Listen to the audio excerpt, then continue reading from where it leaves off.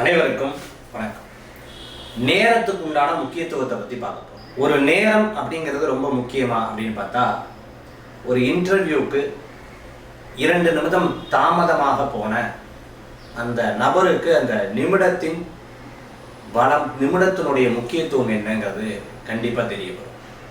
அதே போன்று ஒரு ஆஸ்பத்திரியில் ஆப்ரேஷன் உள்ள நடந்துட்டு இருக்கும், அறுவை சிகிச்சை உள்ள நடந்துட்டு இருக்கும்.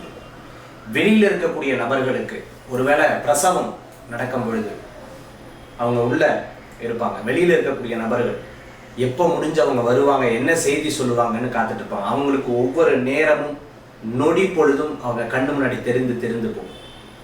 ஒருத்தவங்க ரொம்ப கடினமான ஸ்டேஜில் இருக்கும் பொழுது நல்ல நேரம் வராதா அப்படின்னு நம்ம பார்த்துட்டு இருக்கோம். இந்த மாதிரி நேரம் அப்படிங்கிறது ஒரு மனிதனுடைய வாழ்க்கையில ஒவ்வொரு நிலையில மாறிக்கொண்டிருக்கும். இது எனக்கு நல்ல நேரம் அப்படின்னு சொல்லும்போது இந்த நல்ல நேரத்தை சேமித்து வைத்து பக்குவப்படுத்தி இதை பலப்படுத்திக்கணும். நேரம் சரியில்லைங்க அப்படின்னு சொன்னோன்னே அந்த நேரத்துக்கு ஏற்ற மாதிரி சரியாகிறதுக்கு அல்லது சரி செய்வதற்குண்டான முயற்சிகளை எடுத்துக்கொள்ள வேண்டும். இது யோகமான நேரம். அந்த யோகமான நேரத்தை பயன்படுத்தி கொள்ள வேண்டும். இந்த நேரம் ரொம்ப முக்கிய நேரம். முக்கிய நேரத்தை முக்கியமாக வைத்து கொள்ள வேண்டும். முக்கியமான நேரம் உங்களுடைய நேரம், குடும்பத்தினுடைய நேரம், பிறருடைய நேரம், வேலை நேரம்.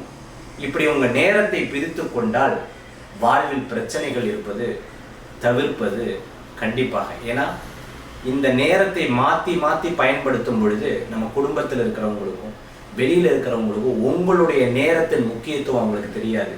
இவ்வளவு பண்ணுறேனே, எனக்கு பெருசாக மதிப்பில்லையே அப்படின்னு யோசனை வரும்.